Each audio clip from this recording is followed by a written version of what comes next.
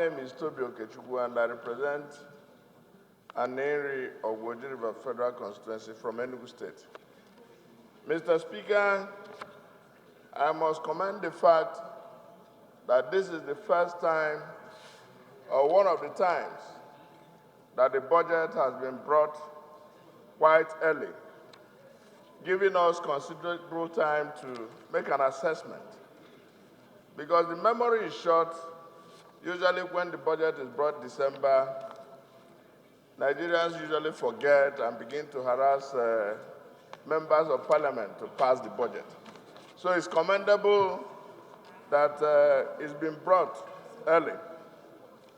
Mr. Speaker, I know Mr. President has always brought a budget, and anytime he brings the budget, it could be 2017, 2018, or 2019, is either branded budget of consolidation, budget of one nickname or the other.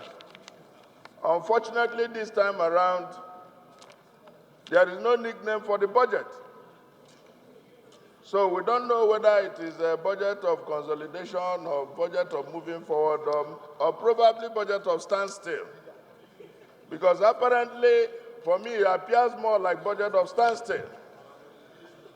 Mr. Speaker, honorable colleagues, this is apparent from the fact that the recurrent expenditure of this budget is 4.8 trillion. The capital expenditure for this budget has been reduced from 2019 budget by 721 billion, by 23%. Mr. Speaker, the debt servicing, for debt servicing, the amount of 2.48 trillion has been provided. What does this mean, Mr. Speaker? It presupposes that what is available to Nigerians is, for capital, is about 1/5 of the budget. There is no country that can make progress with this kind of expenditure. And Mr. Speaker, take for instance the idea of health budget. Health budget is 48 billion. Use 200 million Nigerians and divide 48 billion. It means 240 naira only per each citizen.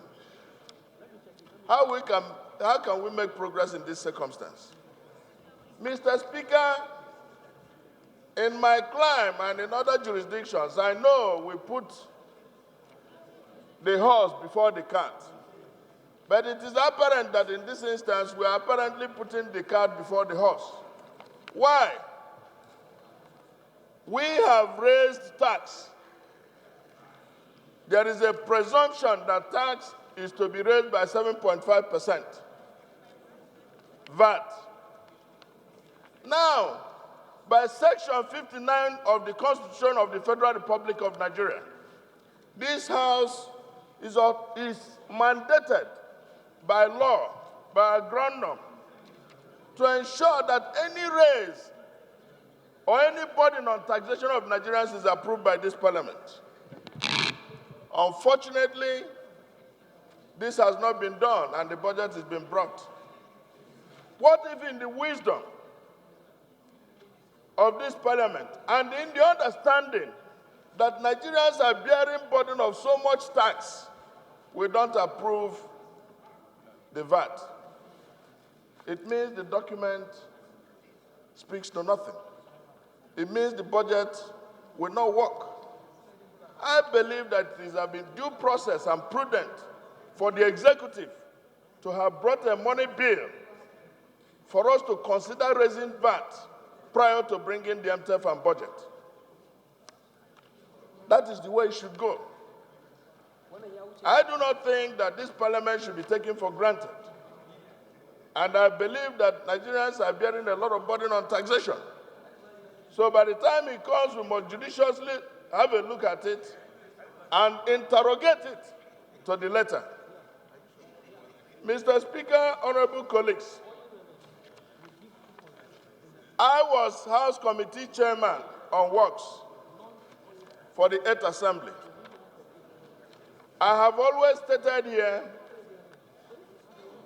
that the commitment of Ministry of Works is 4 trillion on contracts awarded.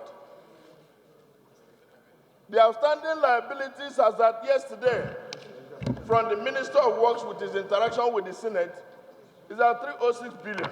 Outstanding liabilities of debts, certificates raised. Mr. Speaker, what has been proposed in this budget is 167 billion. You can't even pay 50% of the debts you are owing.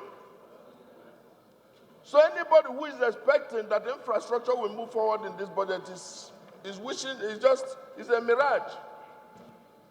So there ought to be some interrogation of what is being brought here as the budget, and as we retire to committees, there would be need to do the needful.